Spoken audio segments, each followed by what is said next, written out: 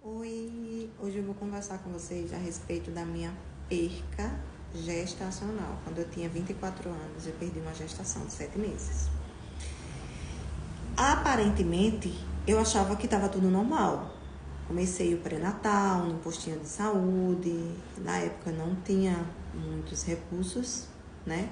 Então eu comecei o pré-natal no posto de saúde, fazia os exames, ultrassons, tudo certinho.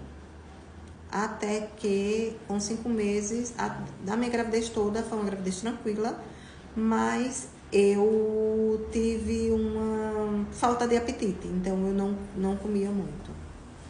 E nas minhas ultrações estava dando um líquido amniótico normal, estava dando que a criança estava ganhando peso, então assim, eu achei que tivesse tudo normal. Eu não sabia que eu tinha diabetes gestacional e que minha gravidez era de alto risco. Quando eu estava com 7 meses, começou a sair uma secreção verde na segunda-feira. Então, eu mandei uma mensagem para uma amiga e ela achou que era uma infecção urinária. Como eu não estava sentindo nada, eu também achei que fosse uma infecção urinária, achei que não fosse nada que eu me preocupasse. Mas como eu tinha pré-natal na quarta-feira, eu optei em esperar. Mas também eu só conversei com as amigas, não falei com minha mãe com nada. Achei que fosse uma infecção mesmo urinária. Só que eu já estava em trabalho de parto e eu não sabia. Então, quando foi na quarta-feira que eu fui pro pré-natal, a médica perguntou: tem alguma queixa, mãe? Aí eu fui explicar que estava saindo essa secreção verde desde a segunda-feira. Quando ela escutou o coração do bebê, ela não escutou. Então, ela disse: olha, mãe, eu vou encaminhar você para uma maternidade, porque como eu não escutei, pode ser problema do aparelho aqui e tal. Ela, na verdade, ela não quis me falar, né? Então, quando eu cheguei na maternidade, no mesmo dia, me colocaram para fazer a ultrassom de urgência, mas por ser de urgência, a televisão não fica virada, né, para paciente. Então, eu perguntei para a médica se tinha alguma coisa de errado, ela não quis me informar. Mas quando eu saí dentro da sala, eu escutei quando ela disse assim: bote o prontuário dessa moça primeiro. Aí eu já saí da sala dizendo para minha irmã: tem alguma coisa errada, porque ela não escutou o coração do bebê e mandou a moça passar meu prontuário primeiro. Quando o médico me chamou, já foi assim, curto e grosso: olha, eu vejo aqui que o feto não tem vida, eu vou autorizar aqui a sua internação e você vai ficar internada. De fato, não me disse qual foi o problema, só disse que, né, que a criança estava morta dentro de mim. Aí, na quarta-feira mesmo, eles colocaram um comprimido para induzir o parto.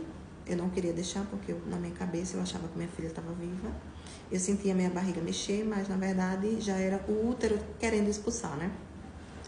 Então eu passei a quarta, a quinta-feira, o dia todo, sofrendo, sentindo contrações, dor, tudo. Mas eu estava internada num hospital público aqui e eu estava numa sala de pré-parto.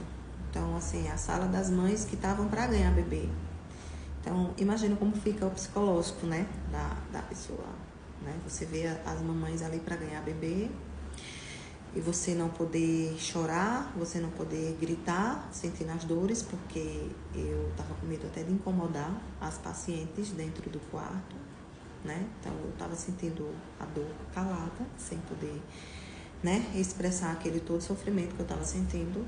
Mas quando foi da quinta para sexta, eu não aguentei mais. Aí, com a ajuda das mães das pacientes, eu consegui ter a minha filha sozinha em cima da cama. Foram chamar o enfermeiro para dizer que eu estava tendo a criança em cima da cama. O enfermeiro só olhou assim e disse: quando ela terminar de ter, você me chama. Foram chamar o enfermeiro e eles levaram a minha filha num saquinho, aquele saquinho transparente, não tem, de verdura, de supermercado, pronto. Depois me levaram para a sala de parto para fazer a curetagem. E quando foi no sábado, eu ganhei ela na sexta. Quando foi no sábado, eu fui falar com o serviço social, porque eu queria saber como é que fazia para fazer o enterro, né, da minha filha.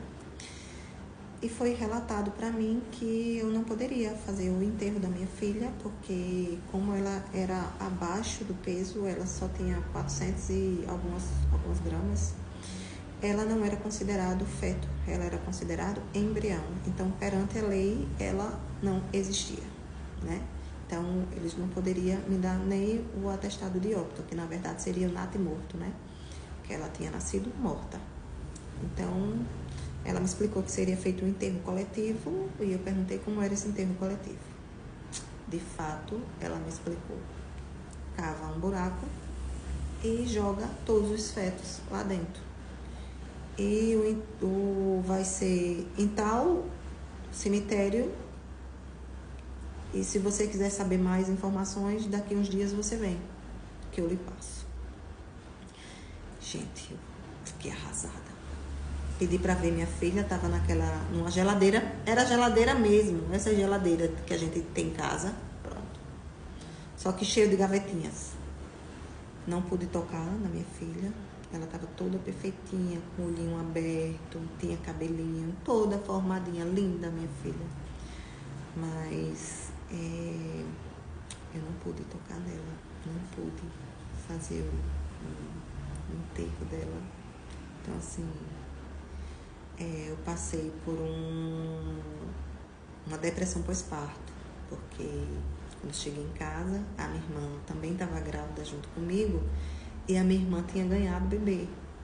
Então, você vê a sua irmã amamentando, com um filho nos braços, e você chegar em casa, ver o quarto da sua filha todo montado, para você ter que desmontar as coisas. Eu fiquei sem querer tomar banho, eu chorava agarrado com o berço, com as coisas dela. Então a minha mãe, com a ajuda dos meus irmãos, tiveram toda a paciência do mundo, sabe, comigo. Desmontaram o quarto da minha filha e levaram as coisas para casa do meu irmão. E eu fiquei tomando medicamento, sendo acompanhada, né, pelo médico. E graças a Deus eu me recuperei. Mas é assim, é uma dor que você não esquece nunca, nunca na vida. Hoje eu tenho um filhinho de 3 anos e quando eu engravidei do meu filho, eu quis fazer os exames, né? Porque como eu já tinha perdido uma gestação, no caso seria minha segunda. Eu fiquei com medo de passar por tudo de novo. E quando eu fiz 7 meses, eu achei que eu ia perder meu filho. Todo momento eu achava que eu ia perder meu filho, né? Então, assim, aquele trauma, né? Então, eu fiz um plano de saúde e eu não queria passar pelo que eu passei. Porque, tipo assim, quando você tem um parto normal e a criança, ela tá viva, ela ajuda a sair. Quando ela tá morta, ela depende totalmente de você. Então, assim, foi muito difícil mesmo passar por isso. É uma coisa que eu não desejo pra ninguém. Ninguém. Mas quando foi o ano passado, quando meu filho fez 2 anos, eu engravidei pela 3ª vez. E bate aquele medo, né, de você... Será que a gravidez vai pra frente? Será que eu não vou perder? Com medo de perder de novo, né? Porque eu já tinha passado pela perda, né? E foi o que aconteceu. Eu descobri que eu estava grávida de gêmeos, mas eu perdi no início. Depois eu venho falar em um outro vídeo sobre essa perda, né? Como foi que eu descobri e qual foram as complicações que eu tive nessa outra gestação que eu tive. Então, se você, mamãe, está passando por isso, por uma perda gestacional, se apegue muito a Deus, se apegue com a sua família, que vai passar, mas é muito difícil, mas vai passar. E que Deus, na sua infinita bondade, consiga curar toda a ferida do seu coraçãozinho, tá bom? Hoje, essa dor que eu sinto é uma dor adormecida, mas é uma dor que não cicatriza nunca, tá bom? Então era isso que eu vim conversar com vocês. Beijo e até mais.